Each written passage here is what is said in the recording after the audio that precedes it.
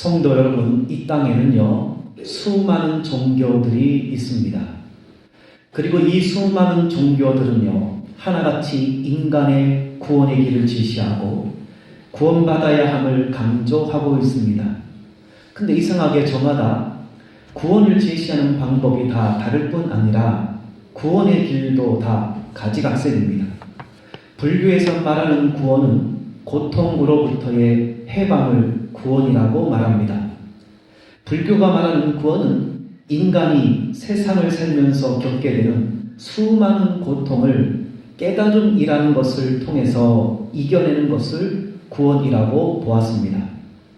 초전법률이라는 것을 보면 불교에서 말하는 구원의 핵심을 적어 놓았는데요. 불교의 구원의 핵심은 고집멸도라는 것이라고 합니다. 인간이 고통 가운데 살아가는 것을 고라고 하고, 이 고통이 생기는 원인을 집이라고 하고, 이 고통이 사라진 상태를 멸이라고 말하고, 이 고통을 멸하는 방법을 도라고 보았습니다. 그래서 불교는 고통을 없앨 수 있는 방법인 도를 중요시한 겁니다. 그러니까 불교가 말하는 구원은 인간이 세상을 살면서 겪게 되는 고통을 깨달음이라는 것을 통해서 이겨내는 것을 구원이라고 보았습니다. 그래서 불교에서 흔히 듣는 말은 도를 닦는다. 도가 뭐예요? 깨달음을 얻는다라는 말입니다. 도를 닦아서, 도를 깨달아서 구원을 받겠다는 것입니다. 무속인들이 말하는 구원은 자신이 처한 현실의 문제로부터 해결을 구원이라고 보았습니다. 자, 불교나 무속인들이 가지고 있는 구원이나 우리 믿는 자들이 가지고 있는 신앙 비슷하기 때문에 이런 말씀을 드리는 겁니다. 아, 불교는 그렇구나. 그리고 자꾸 딴 세상 이야기를 하는 것처럼 들으면 안 됩니다. 무속인들은 자신이 처한 현실의 문제를 해결하는 것을 구원이라고 보았습니다. 이들은 여러 신의 힘을 빌어서 자신이 처한 현실의 문제를 해결하는 것을 구원이라고 보았습니다. 그래서 이들은 신의 힘을 빌려야 하기 때문에 이상한 신을 향한 굿을 하는 것이고, 신에게 이상한 재물을 바친 것이고, 악기를 쫓아내는 부적, 신의 능력을 대변하는 거죠. 부적이라는 것을 붙이는 샤머니즘적인 또는 토속신앙적인 행위를 했던 겁니다. 그러니까 무속이 말하는 구원이 뭡니까? 인간이 당면한 문제를 여러 신의 힘을 빌어서 해결하고 복을 얻는 것을 말합니다. 그러나 기독교는 이들의 구원과 완전히 다릅니다. 자, 지금부터 기독교의 구원에 대해서 말씀을 드리려고 합니다. 지금까지 우리가 애매모호하게 알고 있었던 불교식 기독교관, 유교식 기독교관, 또는 무속인식 기독교관, 그것을 이 시간에 고쳐서 진정한 기독교의 신앙을 가지시기를 바랍니다. 기독교의 핵심이기도 하지만 더 나아가서는 성도들의 행복한 삶을 향해 할 수 있는 핵심적인 방법이기도 합니다. 자, 중요한 거지요? 기독교의 핵심이기도 하지만 우리 성도들이 행복한 삶을 향해 할 수 있는 그런 방법이기도 합니다. 기독교가 말하는 구원은요, 한마디로 죄로부터의 구원입니다. 죄로부터 구원해서 무엇을 하려고 하는가? 그것은 바로 하나님이 우리와 함께 하시기를 원하시기 때문입니다. 하나님이 인간들과 함께 하시려고 했던 것입니다. 즉, 인간들의 삶 속에 하나님이 함께하는 삶을 살기를 원하셨던 것입니다. 이것을 우리는 예수님의 이름에서 발견할 수 있습니다. 우리 성경을 좀 찾을게요. 마태복음 1장 21절, 그리고 또 한 절 23절. 그래서 손으로 좀 펴놓고요. 마태복음 1장 21절의 말씀입니다. 같이 읽습니다. 시작. 아들을 낳으리니 이름을 예수라 하라. 이는 그가 자기 백성을 그들의 죄에서 구원할 자이십니다. 나중에 배우겠지만 인간의 모든 문제는 죄로부터 시작합니다. 여기 예수라는 이름의 뜻이 뭡니까? 자기 백성들이 가지고 있는 죄로부터 구원, 즉 죄로부터 구원을 이야기하고 있습니다. 그런데 여러분, 예수라는 이름의 뜻은요, 하나 더 있습니다. 예수라는 이름은 또 하나 더 있습니다. 23절의 말씀 또 같이 읽습니다. 시작. 보라, 처녀가 잉태하여 아들을 낳을 것이요 그의 이름은 임마누엘이라 하리라 하셨으니 이를 번역한즉 하나님이 우리와 함께 계시다 함이라. 예수의 또 다른 이름은 임마누엘입니다. 임마누엘의 뜻은 하나님이 우리와 함께 계시다입니다. 예수라는 이름의 뜻과 임마누엘의 이름의 뜻은 굉장히 중요합니다. 이것이 바로 기독교의 구원의 핵심이기 때문입니다. 그리고 성도들이 이 험악하고 죄악된 세상을 살아가기 위해서 행복한 삶을 향유하기 위해서 필요한 핵심적인 말씀이기도 합니다. 하나님께서는요, 예수님을 통해서 저와 여러분의 죄를 구원하셨습니다. 근데 왜 하필이면 죄일까? 죄로부터 그 모든 문제들이 발생되기 때문에 그렇습니다.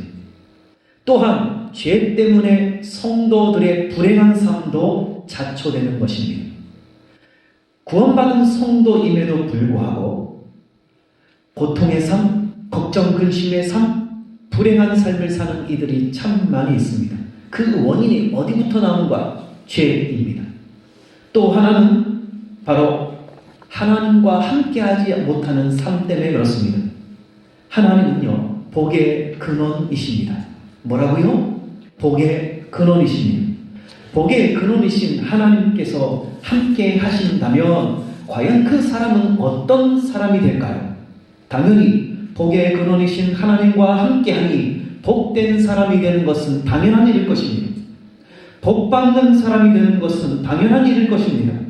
즉 하나님께서는요, 당신의 백성들이 하나님의 복을 받아 기쁨의 삶, 행복의 삶, 평안의 삶을 살게 하고 싶어서 예수 그리스도를 통해서 기본적인 죄의 문제를 해결하여 구원해 주셨고, 그래서 하나님이 함께함으로 복의 근원이신 하나님의 복을 받아 기쁨의 삶, 행복의 삶, 평안한 삶을 살게 하려는 사랑의 하나님이시다라는 사실입니다.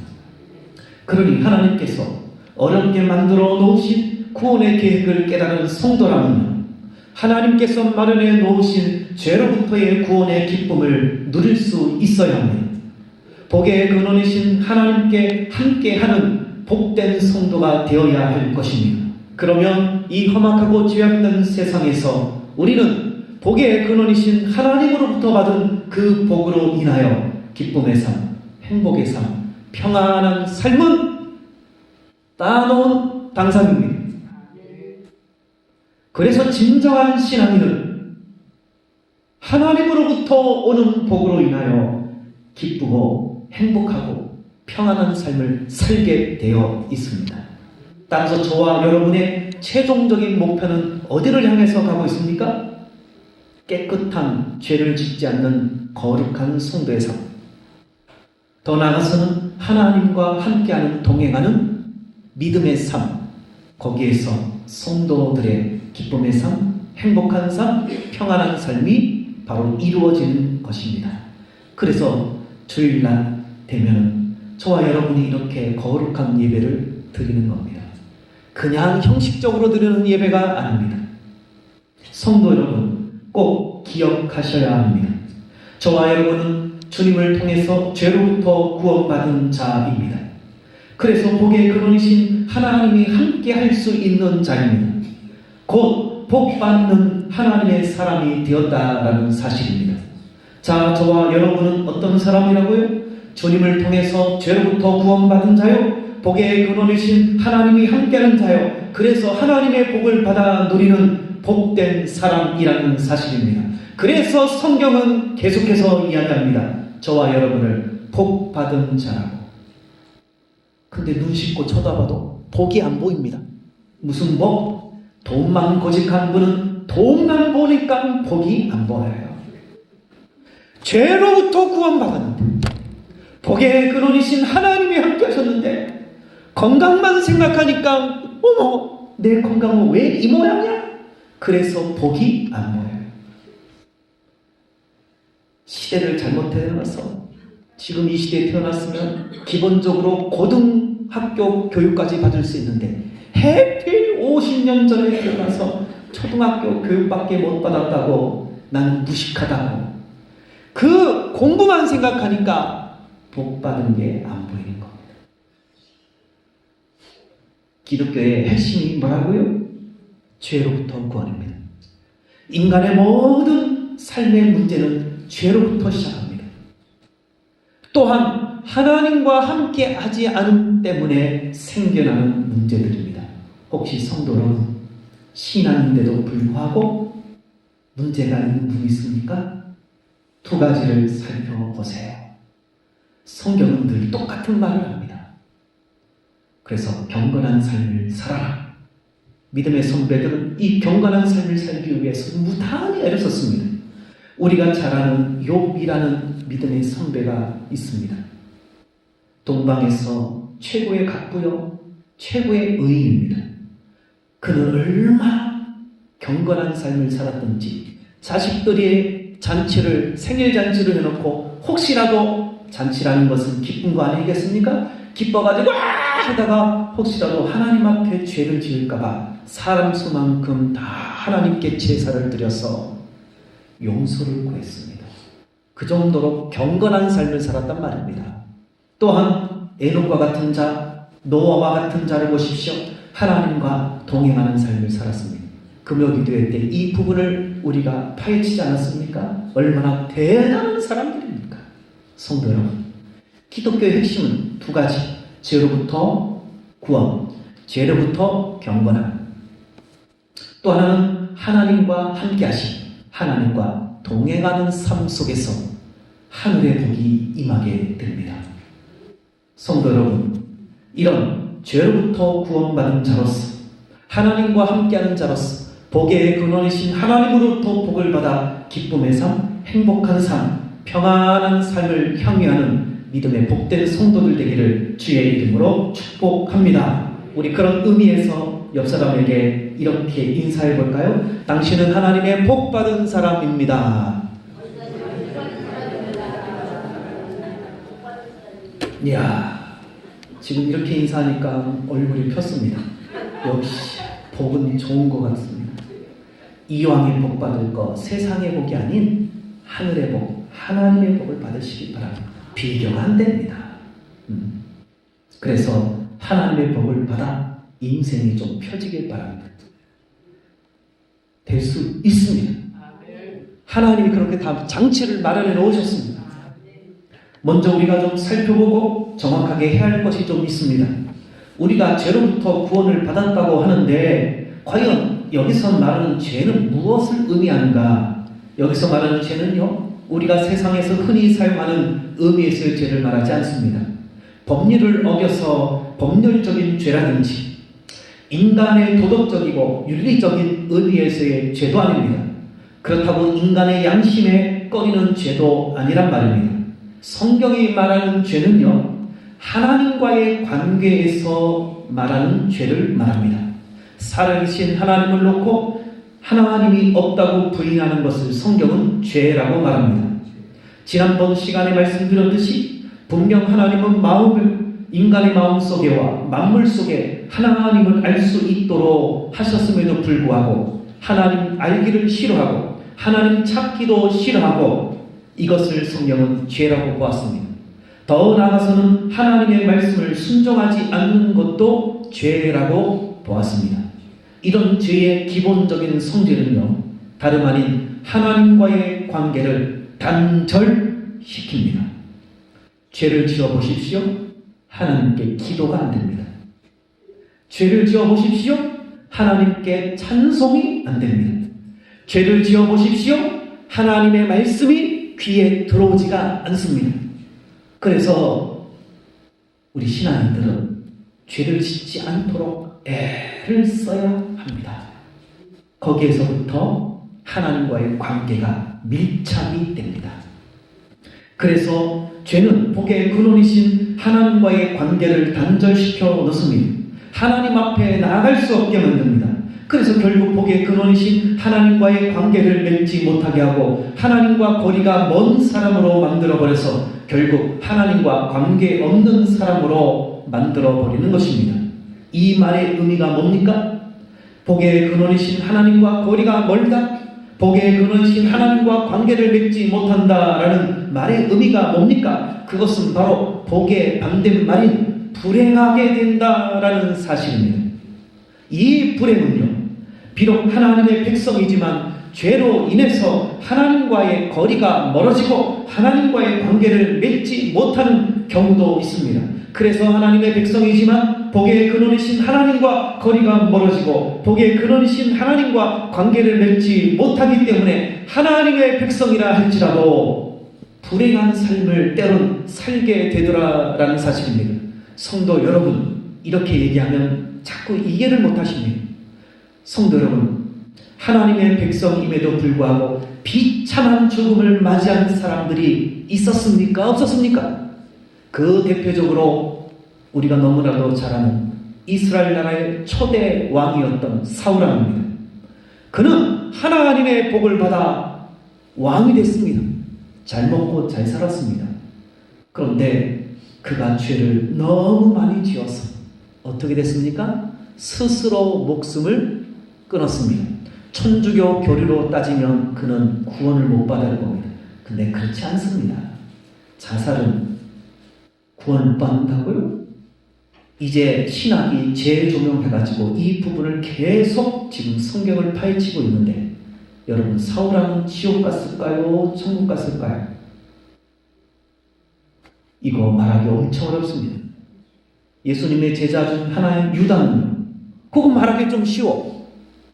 근데 사울왕은 이거 쉽지가 않습니다. 그래서 구원받았다고 하니 자살했고, 자살해서 지옥 가자 그랬더니 하나님이 왕을 세웠고, 이거 애매모호합니다. 여러분, 천주교 교리입니다. 우리 개신교 교리 아닙니다. 사울왕은 구원받은 자입니다. 간혹 병으로 자살을 했다? 예수 믿었으니 구원받은 거지 다른 것으로는 안 갑니다.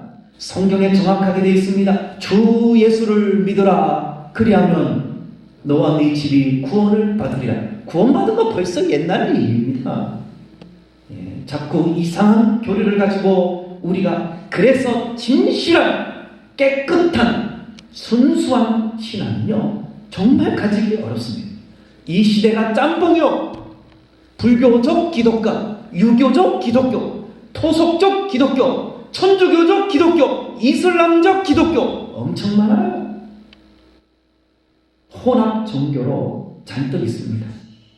우리 교회는, 개신교 교회는요, 실용주의가 많습니다. 이것을 빼야 순수한 교회가 됩니다. 자, 하나님의 백성임에도 불구하고 하나님과 거리가 멀어지고 하나님과 관계가 끊어졌을 때에 하나님의 백성임에도 불구하고 그는 고통의 삶, 불행한 삶을 살게 되었다라는 사실입니다. 성도 여러분, 주위를 한번 둘러보시기 바랍니다. 하나님을 믿는 자이면서도 늘 힘들어하고 늘 고생하고 늘 걱정 근심이 태산인 신앙인들이 있습니다. 이들은 왜 이렇게 힘들어하고 고생하고 걱정하고 고통받는 것일까요? 그 이유는 딱 하나입니다. 복의 근원이신 하나님과 거리가 멀어졌기 때문입니다. 복의 근원이신 하나님과 관계를 맺지 못했기 때문입니다. 그래서 우리의 한국 교회에 참 좋은 제도가 있으니 새벽 예배입니다. 하루하루 하나님과 관계를 밀착시키기 위해서, 하루하루 하나님을 만나기 위해서, 그래서 만들어진 것이 새벽 예배입니다. 참 좋은 제도입니다. 다른 나라에서는 이런 새벽 예배가 없습니다. 그래서 한국에서도 새벽 예배 없애도 성경적으로 틀리다 뭐 말하기가 어려워요. 근데 이건 좋은 전통은 살려야 합니다. 성도 여러분, 혼자서 하나님과 거리를 가까이 하고 하나님과 관계를 밀착시키기는 쉽지 않습니다. 근데 교회가 그걸 해주겠다니까. 그래서 새벽에 나와서 함께 찬송하고 예배하고 기도하고 말씀 들으니까 하루가 하나님이 함께하는 삶이 되니 무슨 삶? 복받는 삶, 기쁨의 삶, 행복한 삶, 평안한 삶은 이어지더라 라는 사실입니다. 여러분의 삶의 현장에서 그렇게 하세요. 애를 써보세요. 우리는 기억해야 합니다. 복의 근원이신 하나님과 거리가 가까워지면, 복의 근원이신 하나님과 관계를 맺으면 복이 임합니다. 복의 사람이 됩니다. 복을 받습니다. 그래서 오늘 본문의 말씀 28절에 보면 이런 말씀이 있습니다. 하나님께 가까이함이 불편하다. 교육도시인 저기 서초동, 목동, 중동 뭐 이런 데 가야 되는 거 아닙니까? 그런데 하나님께 가까이 가자. 먹고 살만한 신도시를 향해서 가야 되는 거 아닙니까? 아니지. 나는 하나님께 가까이 하겠다. 하나님께 가까이 함이 복이라. 복입니다. 진짜 복입니다. 신앙은요, 하나님과 가까워져야 합니다. 하나님과 관계를 맺어야 합니다. 관계를 깊이 맺어 동행하는 삶을 살아야 합니다. 그래서 믿음의 선배들을 보게 되면요, 바로 하나님과 가까이 있는 자, 하나님과 관계를 맺는 자, 그래서 하나님과 늘 동행하는 자들이 있습니다. 그 대표적인 사람이 에녹, 노아, 아브라함, 이삭, 야곱, 모세, 다윗, 바울, 그들은 늘 크고 작은 일들이 있을 때마다 하나님께 엎드려 기도했고 하나님과 이야기하고 하나님과 이 문제를 풀어나갔습니다. 다 하나같이 하나님이 하나님과 가까이 했던 삶을 사는 자요, 하나님과 늘 관계를 맺는 삶을 산 자요, 하나님과 늘 동행하는 삶을 산 자들이었습니다. 그래서 그들의 신앙 정신은요, 시편 84편 10절, 중요한 말씀 찾아보겠습니다. 시편 84편 10절, 우리의 신앙 정신도 이렇게 되기를 원합니다. 좀 멀리 동떨어졌다라고 생각하시는 분은 좀 빨리 가시고, 가까이 있다 하시는 분들은 정확하게 가시기 바랍니다. 시편 84편 10절 시작. 주의 궁정에서의 한 날이 다른 곳에서의 첫날보다 나은즉 악인의 장막에 산 것보다 내 하나님의 성전 문지기로 있는 것이 좋사오니. 믿음의 선배들의 신앙 정신이 뭡니까? 하루를 살아도 하나님과 가까이 하는 삶을 살고 싶다. 하나님과 관계 맺는 삶을 살고 싶다. 하나님과 함께하는 삶을 살고 싶다라는 신앙 정신입니다. 그래서 이들은요, 늘 주의 전에 가까이 있었습니다. 늘 주의 전을 드나들었습니다. 늘 주의 전에서 기도했습니다. 늘 주의 전에서 헌신 봉사했습니다. 놀라운 일입니다. 그래서 늘 이 교회는 하나님을 사랑하는 성도들이 드나드는 곳이어야 됩니다. 기도하러 드나들고, 헌신 봉사로 드나들고, 하나님 만나고 싶어서 드나들고, 이런 것이 교회입니다. 바라기는 이 자리에 참석한 성도님들도 믿음의 선배들과 같이 하나님께 조금 더 가까이 가시기 바랍니다. 믿음의 선배들처럼 쩌는지 가라고 하면 가랑이 찢어 죽습니다. 그러니까 나에게 맞추어서 오늘은 이만큼이면 내일은 요만큼, 내년도에는 요만큼. 네. 지금 저는 뭘 얘기합니까? 모범을 이야기하는 겁니다. 모범을 이야기했으니 그 다음은 여러분이 천천히 이렇게 나가시면 됩니다. 모범 한 번 따라했다가 세네 번은 하는데 그 다음 네다섯 번부터는 목사님 못해요. 제가 무슨 바울입니까? 못해요. 못해. 그리고 나자빠져요. 그러지 마시고 한 발자국씩 하시란 말입니다.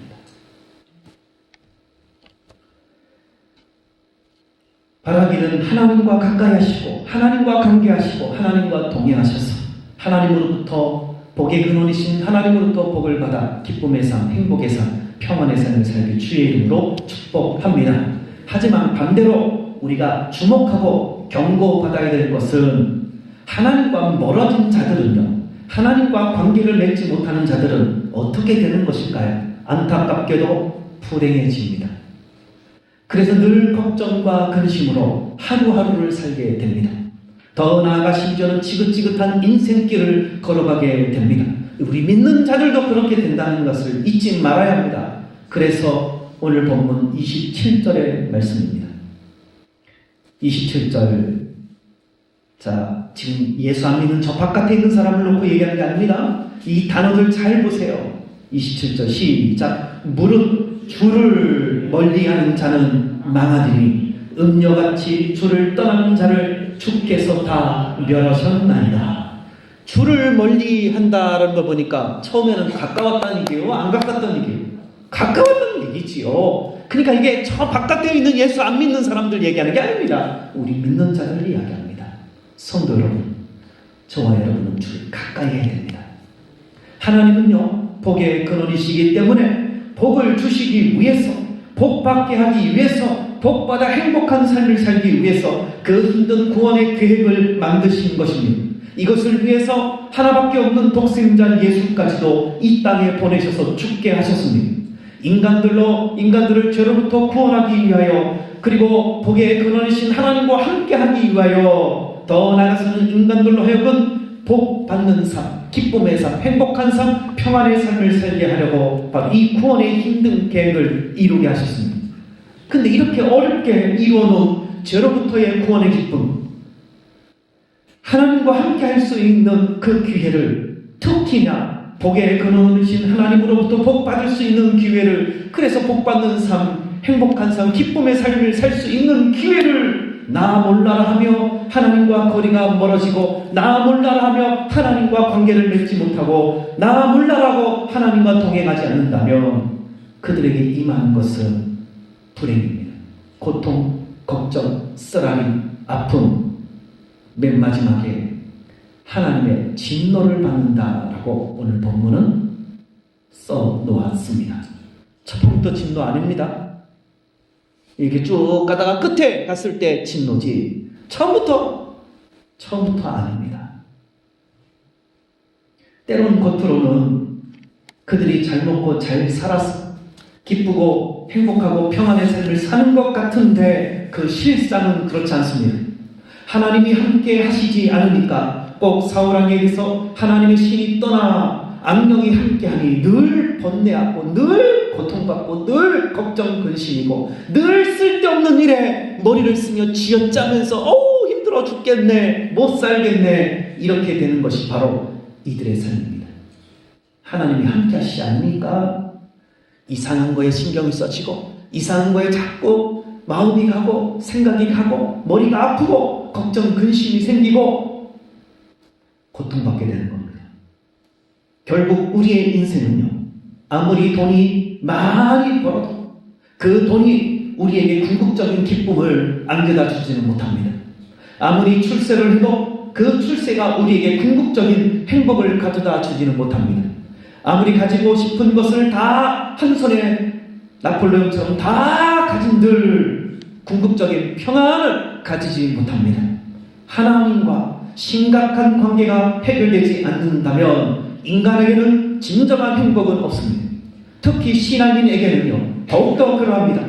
하나님이 함께하지 않는 인생길을 걸어가는 신앙인에게는 기쁨이 없습니다. 행복이 없습니다. 평안이 없습니다. 걱정, 근심만 더해집니다. 그러니 우리 신앙인은 하나님께로 가까이 가야 합니다. 하나님과 관계를 맺으려고 애를 써야 합니다. 하나님과 동행하는 삶을 살려고 애를 써야 합니다. 우리 신앙인은요, 복의 근원이신 하나님과 가까이 할 때 기쁩니다. 이상합니다. 복의 근원이신 하나님과 관계를 맺을 때 행복해집니다. 이상한 일입니다. 복의 근원이신 하나님과 함께 할 때 이상하게 평안해집니다. 희한한 일이요. 그래서 신앙인입니다. 신앙의 방법대로 해야 기쁘고 즐겁고 행복하고 평안이 내 속에서부터 생겨지는 겁니다. 이것을 어려운 성경적인 용어로 내발적인 기쁨, 내발적인 행복, 내발적인 즐거움, 내발적인 평안, 대표적으로 내발적인 자유라고 합니다. 그 유명한 루터라는 신학자가 그것을 발견해 놓았습니다. 우리 신앙은 내발적인 기쁨이 있어야 됩니다. 외적인 돈 몇 푼 가져오면 어머 당신 최고, 어머 기뻐라, 살 것 같아. 그거 며칠 못 갑니다. 그리고 그 다음 달 돼서 또 가져오면 아마 당신밖에 없어. 근데 그 다음 달 3분의 1 줄어서 가져오면 뭐해? 당신 남들은 다 어쩌고 가져온다면서 뭐해? 갖다 줘도 이제 기쁨이 안 돼요. 외적인 것은요, 잠시 잠깐 주님이 주신 복의 근원이신 하나님으로부터 오는 진정한 기쁨, 즐거움, 행복, 평안, 자유함이 있어야 합니다. 그렇다면 신앙의 근심, 걱정, 괴로움, 고통은 어디로부터 오는 것일까요? 두말하면 잔소리입니다. 그것은 바로 하나님과 멀어졌을 때, 하나님과 관계를 맺지 못했을 때, 하나님과 동행하지 못하는 삶을 살았을 때 이런 것들이 생겨나는 것입니다. 하지만 염려하지 않으셔도 됩니다. 우리 신앙인에게는요, 좀 멀어졌어도, 좀 관계를 맺지 못했어도, 좀 동행하지 못했어도 하나님의 백성에게만큼은 기회를 주셨습니다. 가까워지게 하는 방법, 관계를 맺을 수 있는 방법, 동행할 수 있는 방법을 만들어 놓으셨으니 그것이 바로 구약의 화목제사입니다. 화목제사란 하나님의 백성들이 하나님과의 관계에 문제가 생겼을 때 드려지는 제사가 화목제사입니다. 하나님과의 관계를 회복하라고 만들어 놓은 제사가 화목제사입니다. 이 화목제사가 바로 지금의 예배입니다. 어떤 이 예배는, 이 예배가 하나님께 경배와 찬송을 올려드리는 번제와 같은 예배의 형태로 드려지는 경우도 있습니다. 또 어떤 이에게는 이 예배가 하나님께 관계가 회복되는, 하나님께 가까이 가지는 그런 회복의 예배가 되기 위해서 화목제 성격을 띠는 경우가 있습니다. 그래서 구약에서도 늘 대표적으로 이 두 제사가 늘 나오는 겁니다. 번제와 화목제로 제사를 드렸더라. 이런 말을 들었으니 이제 성경을 읽으면 그 단어가 눈에 보일 겁니다. 왜 하필 번제와 화목제일까? 죄의 문제로 하나님과 함께하는 문제가 없는 성도들은 하나님께 이 예배를 통하여 찬송과 영광과 존귀를 올려드리는 예배가 되는 겁니다. 이런 사람은 축제의 예배의 성격을 띠게 됩니다. 근데 하나님과 관계와 문제가 있고 멀리 떨어진 성도들은 이 예배가 화목제 성격을 띠게 됩니다. 그때는 회개함으로 엎드려지는, 하나님께 죄송해야 하는 성격을 띠게 됩니다. 그래서 한쪽은 눈물바다로 예배를 드릴 때 주여 죄송합니다. 한쪽은 할렐루야 우리 구주 이렇게 되는 겁니다. 그래서 두 형태가 예배 시간에 나타나지는 겁니다. 근데 우리는 하나만 배웠습니다. 어떤 것? 번제적인 성격을 띠는 예배. 예배는 축제다. 근데 예배 시간에 성도들이요, 사실 화목제의 성격을 더 많이 냅니다. 늘 힘들어하면. 근데 강단에서 뭐라고 합니까? 축제입니다, 예배는. 자, 즐거웠어요. 할렐루야 우리. 근데 힘들어서 온 성도들이요, 할렐루야가 안 됩니다. 놀렐루야지.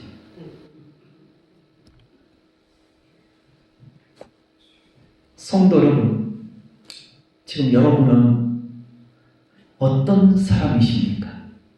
하나님의 복을 받을 수 있는 사람입니까? 아니면 복과는 거리가 먼 사람입니까? 복의 근원이신 하나님으로부터 복 받을 수 있는 사람입니까? 아니면 복의 근원이신 하나님의 복과는 거리가 먼 사람입니까? 어느 누구보다 여러분 스스로가 잘 알 겁니다. 그래서 조금 더 앞으로 나아가자. 하나님께 가까이 함이 복이라. 이 진리의 말씀을 가슴에 새기며 하나님께 가까이 가기를 바랍니다. 바라기는 복의 근원이신 하나님께 가까이 나아가는 진실한 예배자로서의 삶을 사셔서 하나님과의 관계도 회복하고 더 나아가서는 하나님과 동행하는 삶으로 하나님이 주시는 복받는 삶, 복받은 사람, 복을 왕창 받아 누리는 삶, 그래서 인생길이 기쁨의 삶, 행복의 삶, 평안의 삶이 되기를 주의 이름으로 축복합니다. 마지막으로 인사할까요? 하나님께 가까이 가시기 바랍니다. 인사말처럼 믿음의 길을 걸어가시길 주의 이름으로 축복합니다. 기도하겠습니다. 하나님 아버지, 하나님께 가까이 하니 복이다. 진정 하나님께 가까이 간 성도들은, 신앙인들은 복받아 누리는 삶을 살았습니다. 주여, 우리에게도 이런 하나님의 복을 받아 누리는 삶, 기쁨의 삶, 행복한 삶, 평안의 삶,